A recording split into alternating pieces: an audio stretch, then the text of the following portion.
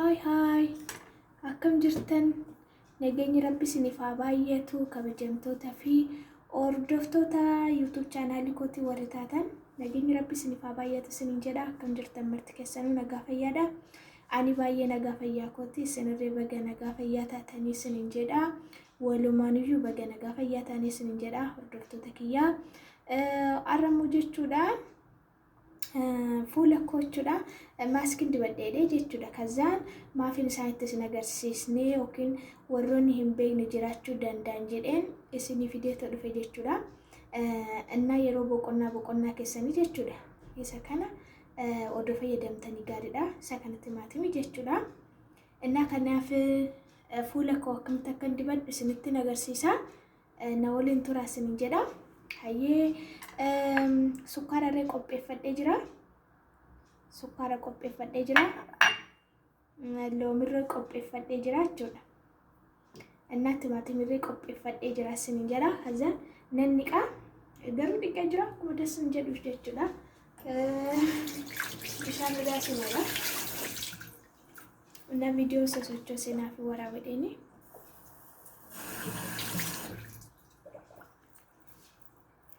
Innaan muree jechuudha. Gimmaasha isaa gimmaashni iyyuu nugaa jechuudha. Inni kun nugaa okay.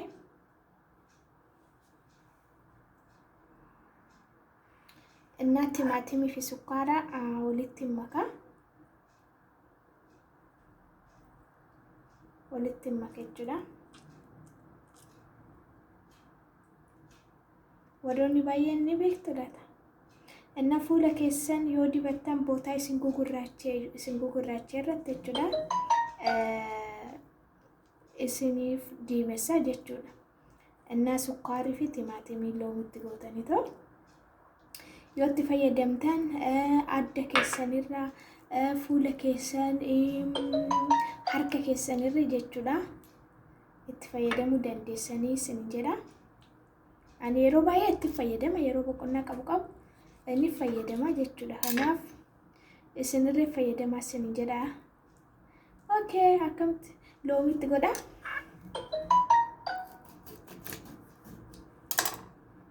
Loomii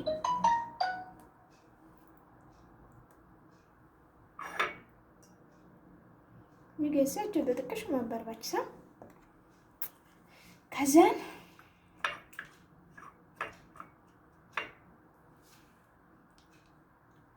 fuula keessan gugurraacha naxabxaabirra jechuudha. Hin balleessa sukkaarii fi timaatimiin jechuudha.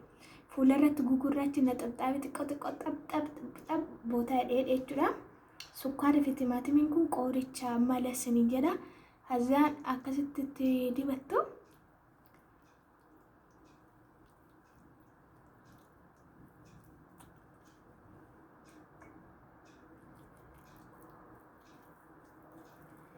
Fuula keessa mara waliin geessu jechuudha.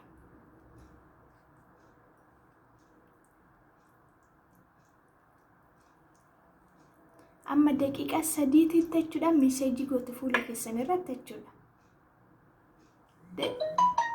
Daqiiqaa 3 hin ashaatu. Ani yaa isinimatti agarsiisudha dheeni isin garuu haala sirriitti meeseejii gootu jechuudha fuula keessan.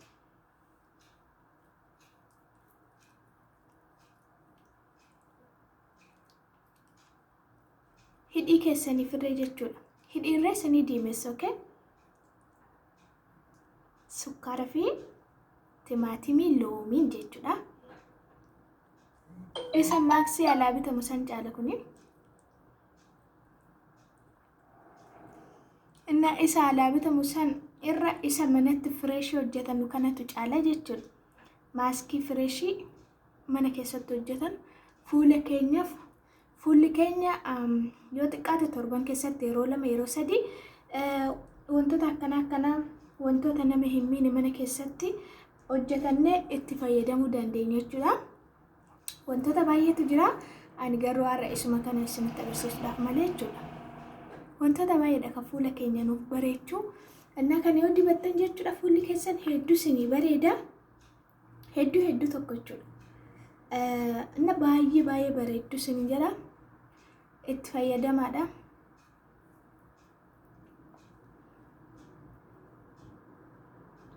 bootaa isin gurraachee isiniif gurraacha isinirra akka irraa badu yoo barbaaddan jechuudha. Harkarree jechuudha inni dibatama. Harkarree miilarree dibachuu dandeessan jechuudha. Ilaa harka keessanirra jechuudha shatti gootanii yeroo dalagaa xumurtan akkas gootanii bareeffachuu dandeessu jechuudha. Ani maal gan dibachaan jiru garuu amma yaa isinitti agarsiisudha dheeni.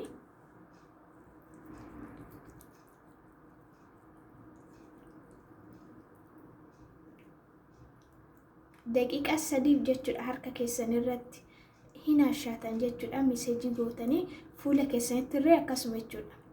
Daqiiqa 3 hin ashaatanii waliin geessan jechuudha.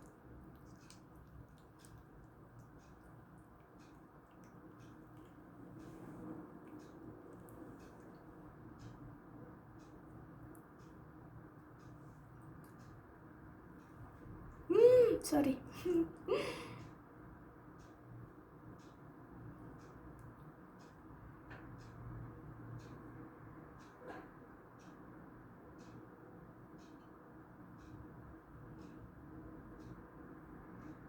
Kireemii alaa bitamu san irra jechuudha. Odoo mana keessatti jechuudha wantoota akkanaa wantoota fireeshii ta'e jechuudha mana keessatti hojjetannee fuula keenya odoo dibannee fuulli keenya ni bareeda, bifa bareedaa qabanne jechuudha. Kanaaf timaatimiin iddoo dhabame hin qabu, sukkaarri iddoo dhabame hin qabu jechuudha. Biyya alaa jira, biyya keessarree ni jira. Kanaaf bakkuma argattanii jechuudha itti fayyadamaadha isiniin jedhe hiriyootawwan kiyya warroonni na daawwachaa turtanii. Kanaaf barumsi kiyyaarraa isa kana fakkaata. Yaa'u ramadaanni dhufaa jira amma viidiyoodhaan olitti jechuun viidiyoodhaan ol arguudhaaf nutti hin tolu. Viidiyoo seenuukiin kana booddee amma ramadaanni bahutti hin beekamu isiniin jedha. Kanaaf viidiyoo kiyya kanatti immoo akka laayik naa gootan abdiin qaba. Asumaan immoo dhaamsinni dabarfachuu barbaade dhugaa ijoolleen Oromoo jechuudha maaliif waliin jabeessine garuu ol jajjabeessaa please. Warrootuma yuutuubii gurguddaa qaban duukaa deemtanii jechuudha. Namoonni baay'een isa yuutuubarii irratti beekamaa ta'e jechuudha. Isaan duwwaa hordofanii isaan duwwaadhaaf laayikii godhan jechuudha. Warroota haaramoo jechuudha kan akka kiyyaa kana fa'aa warroota haaraa ta'an jechuudha. Jajjabeessan baay'een isaanii maal fakkaate muji. Kanaaf walodoo jajjabeessinee gaarii dheedheetiin yaada hundi keenyayyuu gaarii godhuun ofumaaf himate. Kanaaf hundi keessaniyyuu please subscribe naaf godhaadha. Naaf viidiyoo hedduu si wajjin nan hojjedha gara fuulduraatti yeroo qabutti jechuudha. Kanaaf wantoota beekurraa wantoota keessa darbeerraa wantoota naan itti fayyadamurraa wanta baay'eedha kanaan share isiniif godha jechuudha. Kanaaf isin immoo subscribe godhaadha. Warroonni haara taatanii subscribe godhaati maatii taadha. Warroonni immoo subscribe naaf gootan immoo jechuudha hedduu sin galateeffadha, baay'ee sin galateeffadha. Kanaaf ammakii daqiiqaa 15 guutu garuu daqiiqaa 15 guutuu qaba jechuudha. Kun kan dibatame kun daqiiqaa 15 guutuu yaa waan isinitti agarsiisuudhaaf waan ta'eef jechuudha. Isin garuu amma daqiiqaa 15 ofirra teechisuu qabdan jechuudha. Yeroo akkatti fuula keessan maaskii godhattee dibattan daqiiqaa 3 akkasitti ofirratti meseejiin gootanii isa booddee daqiiqaa 15 hin teechistan jechuudha. Daqiiqaa 15 booda bishaaniidhaan dhiqattu jechuudha. Bishaan duwwaadhaan dhiqattu, bishaan qorraadhaan. Bishaan duwwaadhaan hin dhiqattu jechuudha. Isa booddee fuulli keessa faasinedha. Ani immoo jalqaba yeroo dibadhu isa fuula dhiqadhee jira. Okay, fuula odoo dhiqatiin dibata akka hin jenne ani fuula dhiqadhee qophaa'een dhufee jechuudha.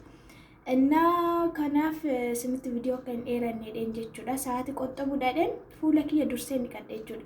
Hammarreen nan dhiqadhee jechuudha. Kan ofirraa ergan dibadhee booddee kan hin dibadhe kan ofirraa dhiqa jechuudha. Isinirra jechuudha daqiiquma ruubii akkasiin jedha. Ruubii ofirra teechistanii inni dhiqattu jechuudha.